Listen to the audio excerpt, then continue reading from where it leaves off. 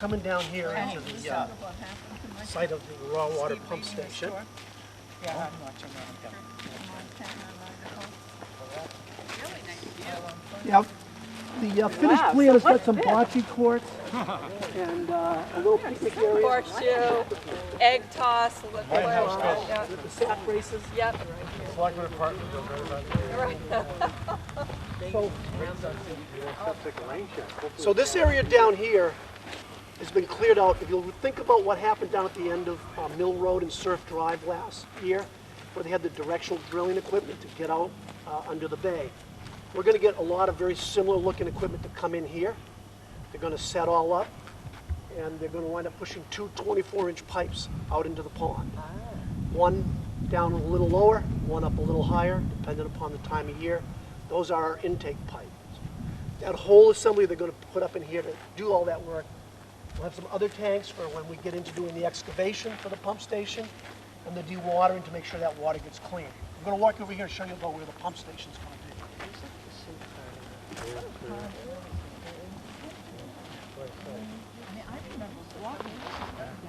Oh, yeah. Oh, is that what? Oh, this is, oh, really? They can work through pretty much any boulder up into about the 36 or 48-inch range.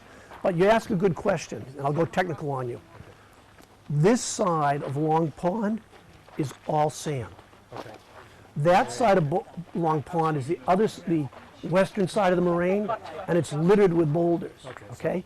But the answer to your question is, if we got to the point where we hit a boulder that was substantive, we would pull back, and we would just change the angle we're going at. All right. Unlikely to happen because it's all sand. We have borings actually along the line, all the way along the direction that do the directional drilling. You see where the stakes are out here? There's going to be a 20-foot by 20-foot pump station, a box going down deep. The pipes from the pond are going to come back into it, so the water just comes in by gravity from the pond. And then there's some pumps in there, vertical turbine pumps, and they're going to pump back a 24-inch water line up to the new plant. That 24-inch water line is installed in the ground back to that blue flag over there right now. Okay, so that we actually have the pipe in the ground already from here back up to where the treatment plant goes. All right, so beginning late October and early November, we'll be mobilizing into this space to do that work, the directional drilling work. Divers will go out there and they'll put this similar material going out into the pond. It'll go down deep enough to fasten on the bottom, and all the work will be inside of that, so that we contain anything that's happening away from the pond. So I'm going to repeat what you said. So the water actually from the pond goes downhill to the pond, to the. Well, we're going to be 45 feet below the water surface with the pipe, So and the water's going to there. come back. Yeah, And then get pumped from there. Yes. from here it gets pumped to the treatment plant. But from the water, from the pond to the Right. pump house, it's. Every once in a while, people say, why is the treatment plant on this side of the pond? One is, it's a lot easier to build it over here than around the existing plant. The existing plant doesn't have a good footprint to build around. I like to point out that the plant is now up over the hill. So when people come to the plant or visit the plant, there's no chance that anything that happens at that plant from a car or a truck gets directly into the pond. If you think about where we pump from now, there's a parking lot right next to the pond. And so this makes it a better location and a long-term safer location for the plant to be. And so what's going to be here? What would you like? A tent. Okay. No, this will get revegetated. Right now, Oh, revegetated. right now the town is actually going to do the revegetation work through the park department, and we've set aside a portion of the budget for their needs. We have an initial plan, but as we move through the project and people see what we actually have out here, how we've opened it up and what the possibilities are, we'll revisit that, I'm But sure. it's mostly clear for the construction. This of is the pipe. clear for the construction. At the end, there'll be a 20 by 20 building there. There'll be a road that sweeps back up so that people can drive back and forth to come to this pump station. And this will initially get some sort of meadow mix and some mixture of trees and shrubs, and then we'll grow up. Yeah, the directional drilling itself, the equipment, all right, and the distance that they need, that's what this is cleared out for. So this is as disruptive as it may look. It's much less disruptive than it would have been if we had to open trench and not go with directional drilling on this. So from an environmental perspective, the COMCOM was very pleased with the directional drilling concept. It'd be much faster, much more efficient, and then this will revegetate naturally, but there's no structure planned for this. The only structure will be this here. So that's Ray, the story how down long here. have you been working on this? 20 plus years. Yeah, 20 plus years, as yes. long as he's been here, Yes, if Is not that longer. right? yes. Yeah. I'm glad to see it happening. I really am. And I Oh, think yeah. the town, in the end, the town is going to be very proud of Yes. the end result. Yes. It'll be, And we'll have clean water. yes. Yes. Could be better than that. So we go look at the big hole? Look at the big hole. And we won't be 10 years from now. I don't think it's going to And much longer Okay, lasting. so we're all looking at a big hole here, Yeah. and the hole's got two sides. On the left-hand side of this hole is where the finished water is going to go to. The water that's all treated, as well as some water that we use to backwash the filters on the right-hand side of that space back there. Everything you see back there will be underground. It's going to be all graded on top. There's going to be a little field on top of it, and it's going to be protected. And this line you see right here is what we call the A line on the job. When you do construction, everything's got column lines, and they're numbers or letters. So you're actually looking at one line, an A line, and A line defines the treatment plant going to the right. What we've built so far here is a series of walls that all have to do with where the pumps are, both for the backwash and for the finished water pumps. You're looking at a line here with all of that rebar on it that's roughly equivalent to where the entrance to the building is going to be ultimately. There's a floor that rises above all of that.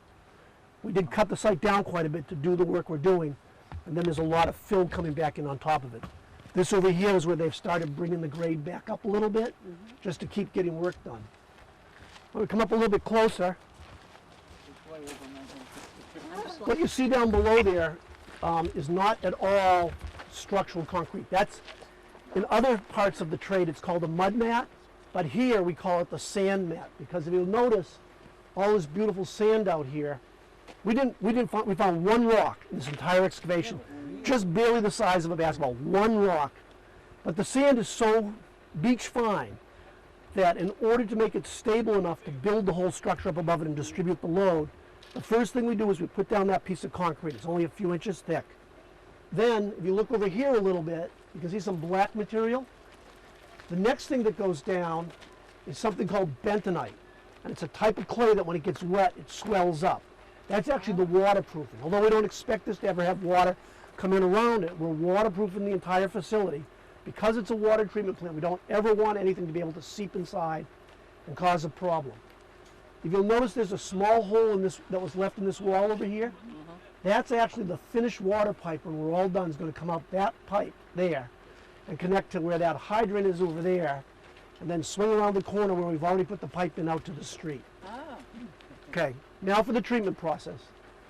The raw water is going to get pumped up in a pipe that we've already put in the ground to this top end here. So if that is the A in the one line, that's the G in the one line over there. That's the outer side of the treatment plant. In that first section that you see leveled off here, there's going to be the dissolved air flotation, which is a bunch of fine bubbles that'll float all the algae to the surface so we can skim it away. Then the water's going to drop down. You see a big excavation on the far side. They've dug down there to start putting in what's called the underslab piping from the DAF to the ozone contactor. On the other side of that crane, we're going to build another concrete box, which is where we're going to ozonate the water, which if you buy certain bottled water, you'll notice it's ozonated. This is really good stuff. It gets rid of taste, it gets rid of odor, breaks down a lot of things that we can't see or measure in the water yet, so it's a really good thing. Then that ozonated water will come back into this building. One of the reasons we separate the ozonated water is just for the safety of the people working around it. Separate the ozone because it's a very aggressive chemical. We just want to keep it as a separate structure. The underslab piping coming back from the ozone is already in, and you see that kind of reddish orange piping. That's actually part of the finished piping for the plant, which will come up under 4 filters. So these are carbon and sand filters at the end.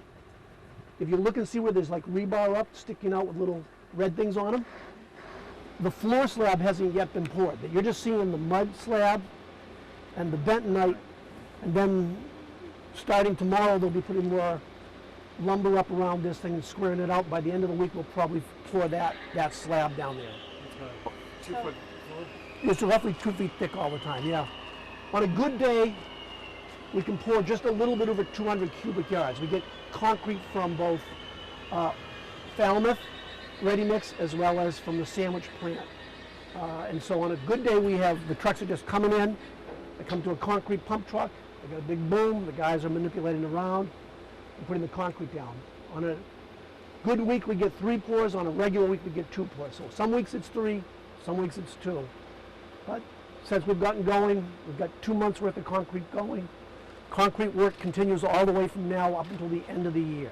Does the weather affect the concrete Not at all. pours? No. We don't, weather, hurricanes, yes. Other than that, nothing. they were out here in the pouring rain last week, cutting carpentry. The carpentry and the concrete crew has been working literally sun up to sundown for the last month. Where does the ozone take place in the process? Does So that come? there's going to be like a big box on the other side of the crane. So is that the last or it's in the No, middle? it's the Oh, middle. second. It's in the middle. The first thing we do is bring the water up. We put a bunch of little teeny bubbles in there, and they float the algae to the surface. And we just keep skimming the algae away. Then that water that's algae-free, but has whatever soluble, things that you can't see, you can't float out in the water, will go over to the ozone. And then the ozone is actually, we take liquid oxygen, we gasify it. Tell me when I go too technical. No, we get it, make- because we we've got make- a lot of technical we take what you would get in an oxygen bottle. We make a big pile of oxygen. We run it over this special electrical assembly, and we make 8% of all that air become ozone. So when we say we're ozonating the water, we're actually oxygenating the water along with ozone. It makes water that is super fizzy. That super fizzy water comes over now that it's been zapped, and we've broken things down, and it comes through the filter, and the filter gets out all those little tiny things. Because the process, I remember when we were discussing it, especially in terms of how we're going to finance, what pieces of the process do we want to be included in the budget? Remember? And then the odor, removing the odor was one that we deliberated fairly Yeah. intensively, I remember. Correct. And Would we go that far to actually attempt to do that in taste? Isn't that enough? That's ozone. Oh, That's what the ozone's And doing. we deliberated on that for some years. as we too. said, if we didn't do it, people would say, what's wrong with this water? It Right, tastes funny, exactly. it looks funny. And that, yeah. I thought we were So gonna get clean water. we did and- the whole blaze of two times, right? Ozone has 2 primary purposes, especially with respect to this plant. One is after we've removed the predominantly algae or the materials that want to float to begin with, from this process here, you still have a lot of dissolved organics, if you will. The ozone will chemically react with them to break them into simpler substances so that they can be removed. And that reduces the odors because it attacks odorous compounds, which are organic. Secondly, it's disinfectant, right? So it's not being used as a primary disinfectant for this plant, but it does have a very effective disinfecting capability. What do you do with all the algae afterwards and the waste that it gets pulled out of there? Where does that go? So where those big dirt piles are right now, Yeah. we're going to build 2 large lagoon assemblies. And so, believe it or not, we recirculate almost all the water back through the plant because we're bringing 5%. All that stuff coming off is only about 5% of the flow. We actually run it through the plant to try to make sure we wring all the water out and only leave in the DAF the floated stuff. The floated stuff goes over to those lagoons, and it's beautiful and warm all summer long, and it dries out over time. Then eventually you scrape it all up and haul it off. Now, someplace. these that carry smell or No. anything like that? No. No. No. No, they're not odorless compounds. No. And the other purpose for those as well is because the slab that you see over here, that's for an 800,000 gallon clear well, so that'll be the plant's effective storage capacity on the drinking water side. You can't see the other slabs because they have materials, they have walls on them over there. But those slabs are going to be for the backwash tank and the receiving tank, so that'll develop sludge as well. So there's 2 residual products that the plant will have. One will be a filter sludge. Virtually every day you have to clean the filters to remove the particulates, and then those particulates, we recycle the water that we're using, but the particulates become sludge, and that ultimately has to be disposed of The dissolved air flotation also has sludge that ultimately is disposed of. So there are few residual products you have to get rid of eventually. Is there any way to repurpose the sludge? Does it have any benefits? Can it become fertilizer or anything like that? There are a couple of possibilities. Until we start seeing how much we truly produce, we probably won't figure out what we're really going to do to get rid of it. But there is at least one outfit I know of in Connecticut that routinely goes around to water plants and cleans out the lagoons.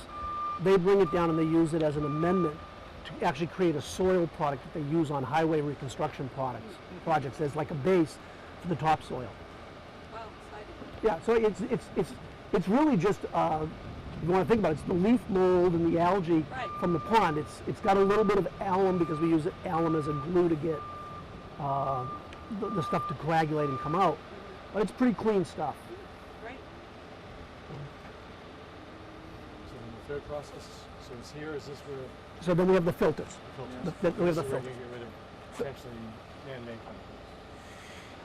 Yes, between the ozone, and the ozone has the ability to destroy those and break those down into separate substances. That's one of the primary purposes for it. From a filtration perspective, and there's two important things that happen here. When you have a sand filter or an anthracite filter, it's a physical screener. It's a question of how much the interstitial space is between the actual grains, if you will, and they will clog up relatively quickly, and it forms a mat on the top. That mat effectively becomes a filtration medium. But then secondly, what you have is, this is especially true for the organics, they're in a dissolved state. They will pass through a physical screening device. So then you use charcoal, activated carbon, in order to be able to remove those. This is the anthracite. Okay. So is the flow from the pond to the plant, to all the mechanics that go on in the plant, to out into the pipes that they use, is that just one continuous flow? It's continuous flow. It's a Yeah, it's not a continuous- batch so process. You don't stall it, I mean, It's not a store it ba- somewhere. it's not a batch process. Yeah, It's just continuous flow. continuous flow. Water's going to flow in continuously, flow through continuously, get to that tank, and then we'll be looking out at where the big storage tanks are out in the system, and the pumps will pump to the tanks and keep the tanks full. And if the system's getting full, we'll back down the pumps in the raw water pump. We'll slow those down and balance the flow to the tanks. And the other important thing too is the system is manifold. So a lot of people think that that well supplies this area, Long Pond just supplies this area. Long Pond's our biggest problem.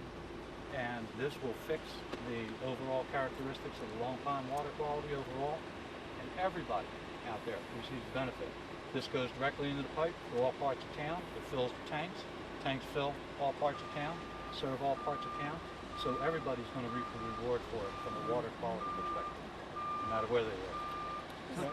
Does the water, is there a secondary part that fills like the big tanks and that part and stuff like that from here? These pumps, the pumps that are going in Yeah. right here, will pump from that big tank there. Yeah, They, in essence, be pumping from this tank yeah. to those tanks. When that level drops down, these pumps will ramp up Ramp up. to keep those tanks that full. tanks full. So when you ask about continuous process, we've got pumps down here we can change the speed on, and pumps over here we can change the speed on.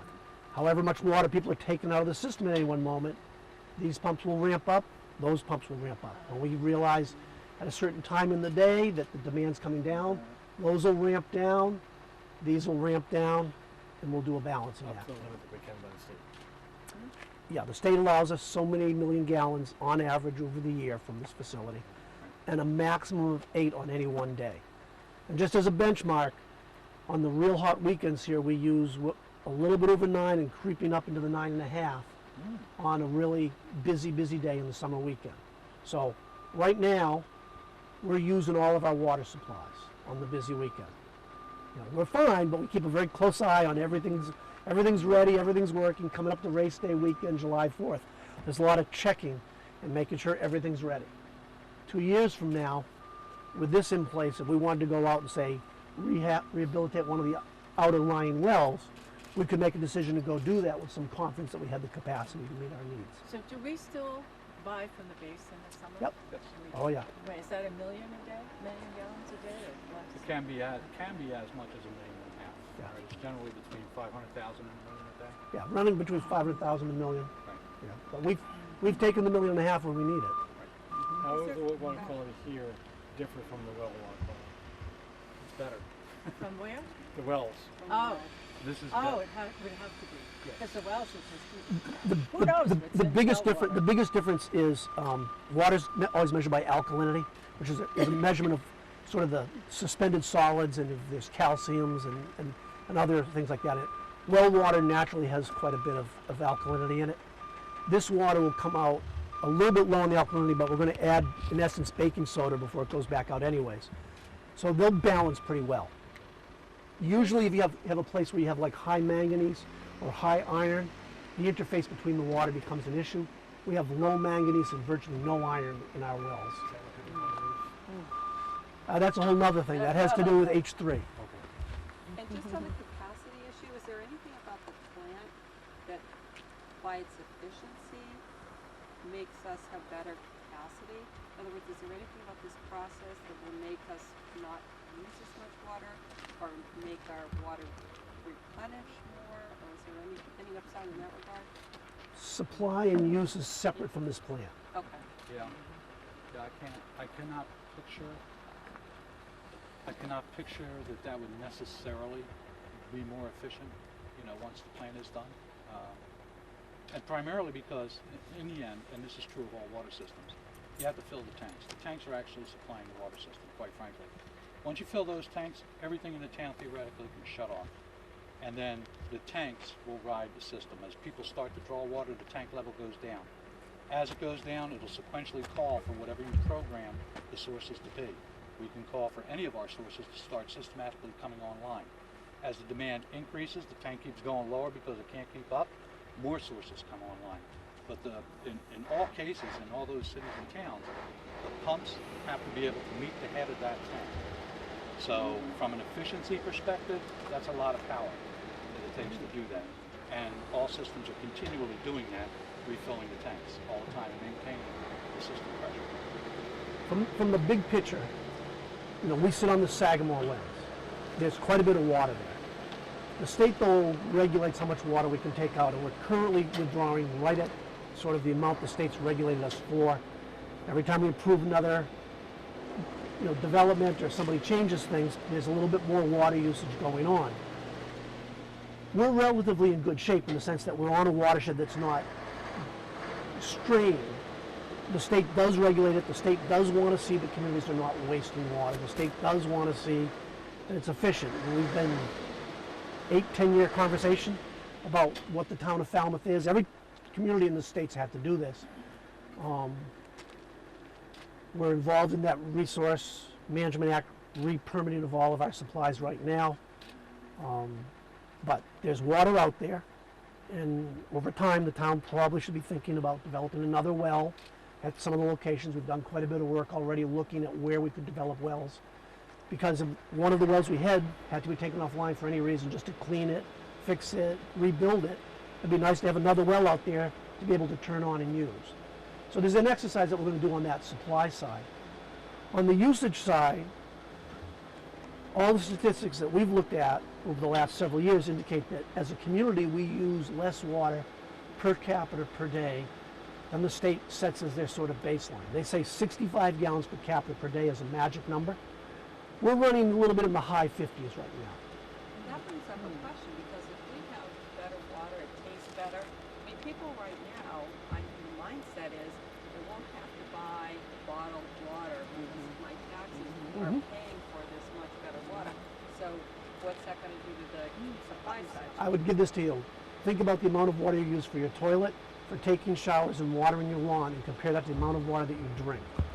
So we can replace all the bottled water, and it's just going to be a fractional number. Not good. But I will say this, that goes a long way to showing what the public confidence is or is not in a community water system. When everybody's drinking bottled water, then everybody knows they have a problem with the system. So That came up at town meeting. yes, and that, hopefully we will get over that, and hopefully the shelves will stay full at Stop and Shop and Shaw's. Yeah. That. The other thing that I will point out too, because it's really great that the board wanted to come out tonight, because it's a rare opportunity. You would see the finished product and see the plant. You can see everything we show you on photos and everything, but you're able to see this big hole in the ground that we were talking about. Most of what you see, just about all of it, you will never see again because it's going to be, there's a subsurface and it's going to be covered. The entrance to the plant, this is approximately the final grade for the entrance to the plant. Yeah, Ray's head is going to be where the pavement is. Right, so you are looking at, you're going to see one level of this plant, but everything else down here is the first level and the sub level. So beyond that. 50th. Right, yeah, so everything in here is really like a bunch of big indoor swimming pools, if you want to think of it. And when you walk in on this upper level, you're going to see tanks, you're going to see water surfaces, you know, over here and over here, you're going to see some piping and other equipment. And then there's a series of office and rooms. Last thing I didn't mention is we're actually, the whole water department's finally coming together through this project. Right now, distribution sits over there on Palmer Ave, and the treatment guys are either at Crooked Pond or down at the pumping station. At the top of this area here, between about where that trailer is and this footing, there's going to be a whole long wing out here. It's a series of garages and workspaces for the distribution guys. So they're all going to be here. They're all going to be here. Yep. What sort of water waste is there in our present system? As in, when you're treating it, you must be using some water. No, No. right now we have zero waste. Everything that goes into that intake in the pond is going out in the system right now. Really? 100%. Yeah, we pump it and add chlorine. Which actually will use up a little bit more water with this system. No, We'll recover all no, the water. because Yes. the only water that you might think we're wasting is we're going to backwash the filters. Waste is really the right word. No. There's going to be a big tank of water over there that, as Ray said, it intermittently, a couple times a week, believe it or not, is going to backwash this filter, raise all the material out, flush everything out, and that water then gets stored in the next tank over. Okay. And there's a pump that now, for the next 4 days, bleeds that back to the top of the tank. Start the process all over. So the stuff we trapped in the filter will now come out in the DAF. Great. Okay, and then that's the solids that wind up going over there. But we actually bring those solids through another device called a plate settler, and I'll get back to you real technical. But after we've brought that all back and we've got this DAF, which is kind of a soupy mix, we then thicken that soup up quite a bit. We make, what's the thing if you boil things down, a redux? Is it a redux? Exactly. Yeah, we're going to go from a soup to a redux, Oh, that's to a reduction. And then the reduction is going to get thrown over into the pond. And I think what we can probably do over time too is that there's the project itself, but then there's the processes. So yes, the reports will show you how the project is going, how the processes are going in, but I think that's a really great question because I think everybody wants to know how the processes work. So I think that would be a good opportunity at the report level to be able to start showing the different processes and what they do, how they work, and everything else. And then in the end, we don't have to worry about everybody will be an operator. They can run the plant, right? And I'm going to just offer this out as a little anecdote. I was on a project in northern New Jersey, surface water supply, and they put in DAF, ozone, and they already had all the filters. And when the plant went online, we got, I don't want to call them complaints, but we got a lot of people calling up saying, how come I can't taste the chlorine in my water? Oh my God. And we started the plant up in the middle of the winter. And this will actually happen in this plant too. People that live near this plant, when they take the water out of their tap, it's going to look a little milky white in the winter because it's so cold that we have jammed all this oxygen into the water. And when it's cold coming out of the pond and it's cold going through the plant and it's cold underground, when it comes up into your warm kitchen and you put it in your glass, it's going to be milky white for a second as all those little effervescent bubbles come out, which is oxygen getting out of the water. And then it's going to be crystal clear. But everybody was like, there's something happening to my water and I can't smell the chlorine. Is it safe? But they're all very happy very, very quickly. I think we covered 90% of it. Yeah. Yeah, Right, yeah. really impressive. It'd be wonderful to drink tap water. Yes. Yeah, I would say. Some Connecticut, we used to have the best water. And it's just such a wonderful thing, just pop it open, okay. Off you go. Didn't even think about it. All right. Okay. Thank you. You're welcome.